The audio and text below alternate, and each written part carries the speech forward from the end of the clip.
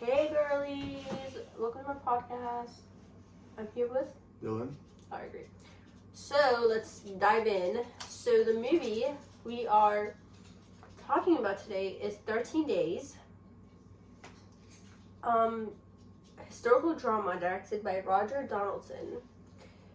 So would you like to give us a quick summary? So this movie depicts ready to jump into that. Yeah, it depicts the Cuban Missile Crisis of 1961, I think 1962. Yeah, and this was probably the most. I think in terms of history, it's not talked about enough, and just how close we were to the destruction of humanity. I'll just give a little context. Russia or the USSR had placed. Okay. The USSR had placed. It's okay. I'll just do another one when I get back. The USSR had placed their nuclear bombs in Cuba, which obviously is right next to USA, which is the name Cuban Missile Crisis. And this story depicts the 13 days that were during the time that it really seemed the world was going to go into, the World War III and nuclear war. And it really focuses on the portrayals of John F. Kennedy, who was the president of America, and his advisors who were plotting ways that how were they going to deal with this? Were they going to invade Cuba? Were they going to bomb the sites? Were they going to just allow it? What was their mission here? What was the way to, were they going to fight? Were they going to declare war? Many questions were raised in this tumultuous time. And like I said before, I generally don't think that this in time and history is talked about enough. So when I love this movie because it depicts a really good way, an engaging way for audiences to see or lend insight into the White House during those crazy, crazy times. Real. And I feel like you just went to the second point already, what the film was trying to achieve. Yeah, right? it's a historical film. It's very dramatic and historical, that went to the Cuban Missile Crisis, and showcasing the challenge faced by Kennedy, administration in averting a potential nuclear conflict. Yep. And it delves into the decision-making process, the diplomatic efforts, and the intense pressure faced by key figures. You know? You mind if I say something? Yeah, go ahead. This film showed the sheer stress that JFK felt in that time. As the president, he really had the future of humanity in his hands. Because if he declared war, it would have been a nuclear strike on the USA, and from then USA would have retaliated back to Russia, and that would have been nuclear war. And he not only felt the responsibility of not just Americans, but I also really feel like he felt the responsibility of humanity itself. And that stress he must have felt was unparalleled. I really love how in the film, it also shows that many of his advisors weren't even on his side too. They were for nuclear war. They were ready for nuclear war. They wanted to bomb the sites. They wanted to invade Cuba, which obviously would have provoked a nuclear retaliation. So his people that were in his circle trying to advise him were for nuclear war as well, which is just crazy to me. And I love how the movie portrays that. Mm-hmm. And I feel like they brought that upon it with the setting the mood and the tone for the movie. Were you anxious doing it? Yes. It was crazy, right? They did a great job by trying to make the viewers feel the anxiety and the stakes of that period. Mm-hmm. But the accents and the faces just don't they didn't really match properly, which kind of threw me off a little bit. No, that's true. I do think the JFK actor, he didn't sound like JFK at all. Right, it just threw you off a little bit. Yeah. Compared to other movies that we watched in class, which was so realistic. Like Winston Churchill, that yes, looked exactly that like him, was, sounded like him. They did a really great job portraying him. Yeah. But I feel they could have done a better job. I agree with that. By making such a powerful movie about a historical event that has happened. Did that kind of take? And sorry. You're trying to show history so it doesn't repeat itself, which we all know. Do you think that because it looked off, it took you away from the film a little bit?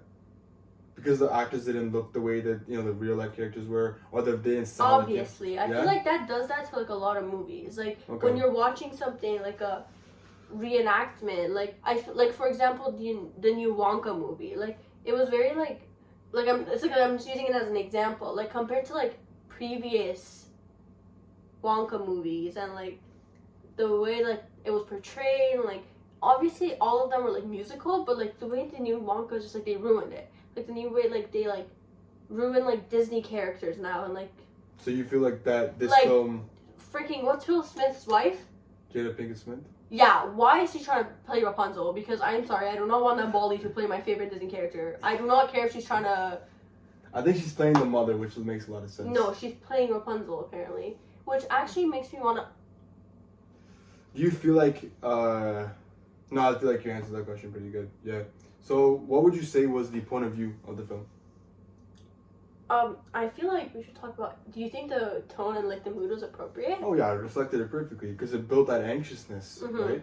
It built that it kind was of it urgency. used the combination of like that tight pacing and intense performance, and like they like focused on like the high stakes of decision making process. Yeah. No, I agree. I think the film did a great job doing that. And like the point of view was like mainly on Kenneth O'Donnell. His advisor. Yeah, a close aide to President Kennedy, obviously.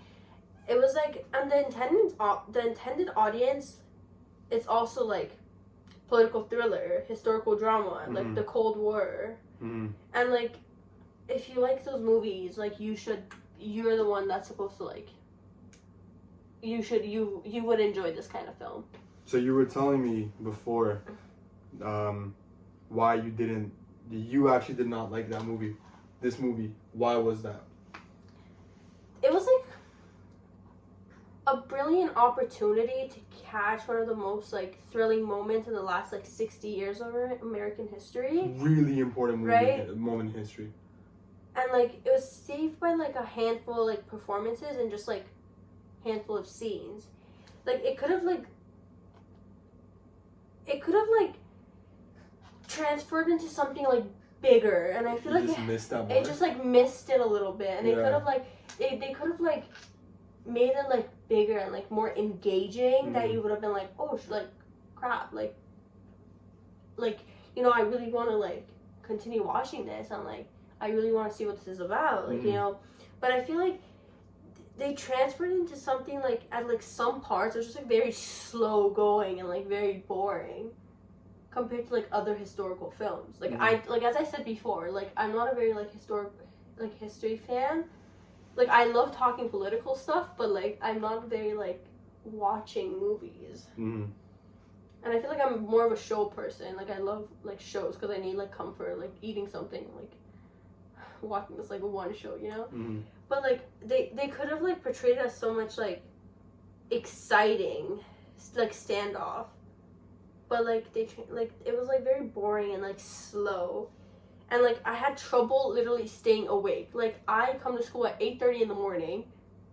I probably wasn't even like I don't remember, but like it was just like very slow, and like I had such a hard time.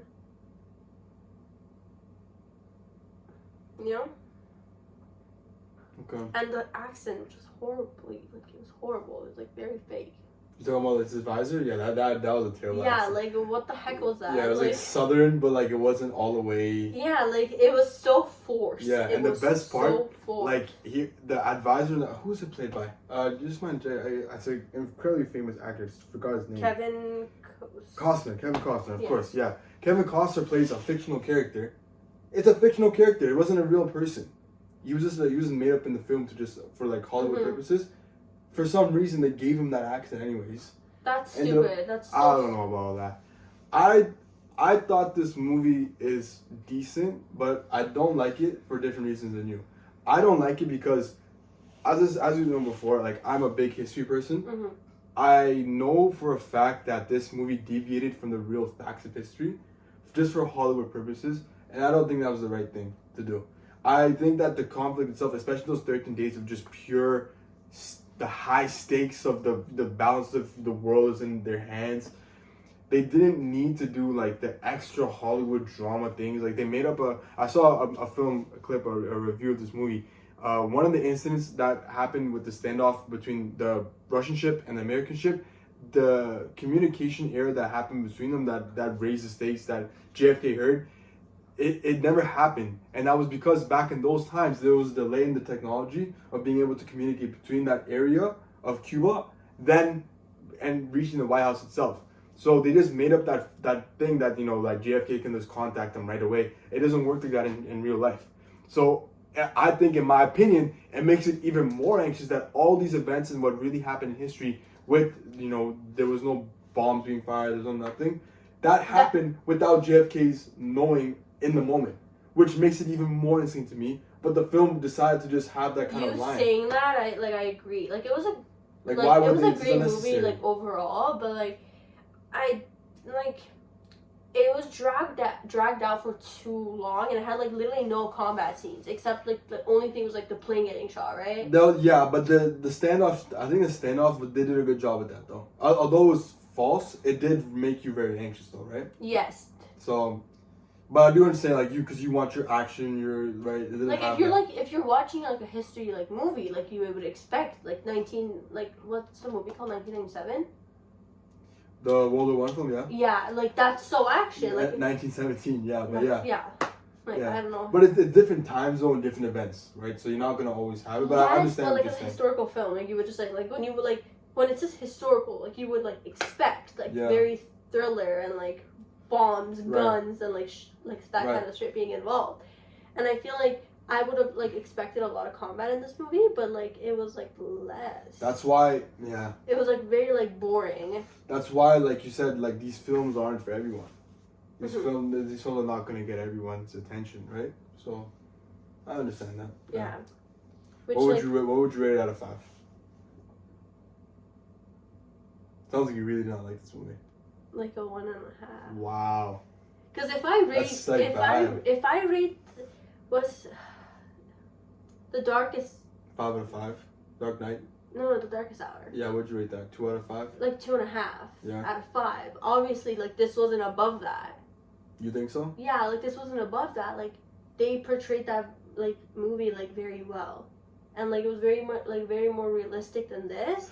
I agree. Why would I like? It was more realistic. Why would Darkest Hour was more realistic. Right? Like why would I like lie? Like be like I don't know. It wouldn't make sense to me to like rate this over that when that was like.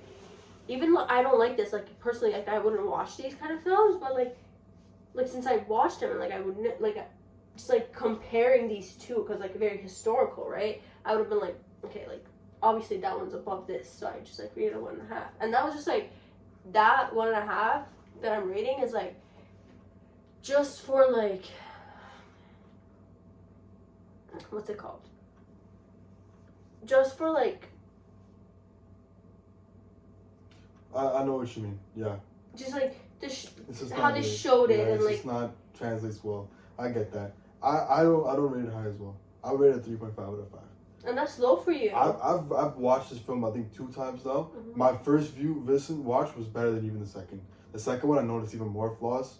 I was like, it's not. But I do like I really respect its attempt to make a movie about such an important time, which I do respect. And you think it was like anything was like in the elements of narrative it was brought out? I thought we talked about it was the we acting. didn't. Yeah, we didn't? We didn't. Okay, then I would say like a really good film was I would say props for this one. Why? What so? I feel like the things that were like surrounded by the people was like very like storytelling in a way. It also puts him back in 1960s. Yeah, right. Like I feel like that was like one of my things. Yeah. And like, which one do you think? Dylan forgot his elements of narrative. I have to look back. It's been a while since this course. I'm just trying to look through one. I would probably say. I like setting. I think setting but it's a kind of a cop-out, but knowing it was a historical film, it really captured that kind of environment. The White House scenes were great. The advisor scenes were great. It really puts you back in that kind of place and time in history. Really immersive in that way. Obviously, there was some errors made like with historical context as pertaining to the actual event itself, but I think the setting and the way that the White House looked, the ships looked, Cuba itself, right? No, that's a very good point. No, the setting really, the setting was captured also it. very powerful. Yeah, it was good. Yeah. that was my thoughts. Yeah. Yeah, I think we're done. Yeah, very That good. pretty much See you in the next everything. review. Peace out.